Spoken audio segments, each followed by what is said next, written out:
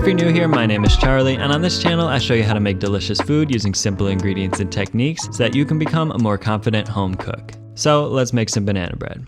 Believe it or not, the main ingredient in this recipe is bananas. So in this case, we're using 3 of them. You'll want to use overripe bananas, which will have some really nice sweetness to them. So bananas like these that have lots of brown patches but still a good amount of yellow are perfect. You don't want them to be completely brown. Now this recipe will come together pretty quickly, so start by preheating your oven to 325 degrees Fahrenheit, which is about 175 degrees Celsius. Then in a small bowl, mash up your 3 bananas until they start to become smooth and shiny. I'm just mashing with a fork here, but if you have a potato masher, that would work even better. There should still be some chunks left when you're done, so you're really just looking for them to be relatively well mashed and liquidy. Once you're at that point, add 1 cup or 192 grams of brown sugar, and I like to use dark brown sugar for that really deep molassesy flavor. This brown sugar is going to give the bread a much deeper and more complex flavor compared to using granulated sugar, and it'll really complement the sweetness of the bananas nicely. Now we'll need to add 2 egg yolks, so get out another bowl that you can place the whites into in the meantime. I like to put the whites straight into the bowl of a stand mixer because we're going to end up whipping them soon. So just separate your eggs, placing the yolks into the bowl with the banana mixture and the whites into your clean bowl.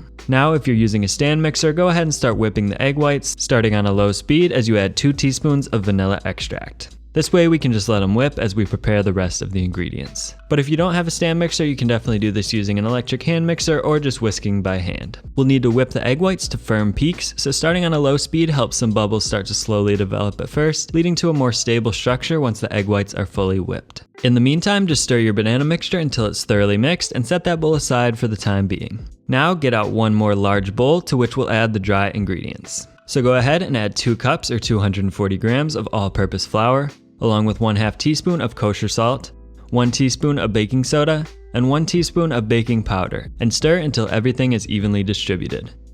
Now add 1/2 cup or 113 grams of softened unsalted butter, cut up into small cubes like so to help it incorporate.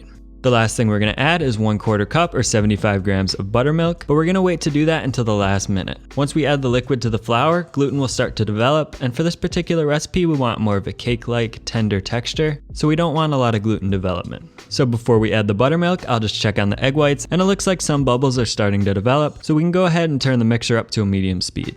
Now as those continue to mix, I'll add the 75 grams of buttermilk to the bowl with the dry ingredients and stir with my dough whisk. Then just add the banana mixture to that same bowl, a little bit at a time, and continue to stir until everything is fully mixed. But be careful not to overmix because again, we don't want to develop too much gluten and end up with a chewy loaf. The buttermilk will provide the acid that the baking soda needs to create some leavening. If you've ever mixed baking soda and vinegar, you know that it creates a bubbly reaction, and that's basically what's happening when you mix any sort of acid with baking soda, and since the buttermilk is acidic, it'll create little bubbles that'll help to leaven the bread. Now once the egg whites are whipped to soft peaks, meaning that the peaks flop over like so when turned upside down, just add 48 grams or 1/4 cup of granulated sugar. Then continue to mix until the egg whites reach stiff peaks, meaning that the peaks stand straight up when turned upside down. Once they're at that point, it's time to fold them into the rest of the batter. So the easiest way to do this is to start by taking about 1/4 of your egg whites and just stirring them into the batter to lighten it up a bit. Then take about half of the remaining egg whites and fold them in with a rubber spatula by scraping along the edges of the bowl and cutting them through the center like so.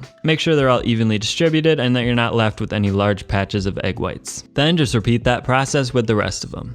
If you want, you can also fold in 1/2 cup of walnuts at this point, so I'm just crushing them up first with a meat pounder, then folding them in the same way as I did with the egg whites. And after that, we're ready to bake. So get out a 9x5 baking pan and spray it with cooking spray. Then I also like to line it with parchment paper, which will make it super easy to remove the loaf from the pan once it's baked.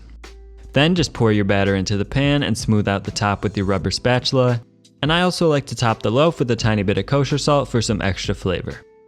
Then just toss the pan into your oven and allow it to bake for about 55 to 60 minutes until the top is nicely browned and a toothpick inserted into the center of the loaf comes out clean. Or in this case, until the thermometer comes out clean because I didn't have any toothpicks. But anyways, this bread turns out super moist and tender, so it's great when it's still warm from the oven, but I think it's even better toasted the next day and topped with a little bit of butter. You will want to let it cool for at least 5 to 10 minutes on a rack once it's out of the oven, but after that point, it's good to go. So now that you know how to make banana bread, if you want to learn how to make some other homemade baked goods, be sure to click the playlist on the bottom right corner of the screen.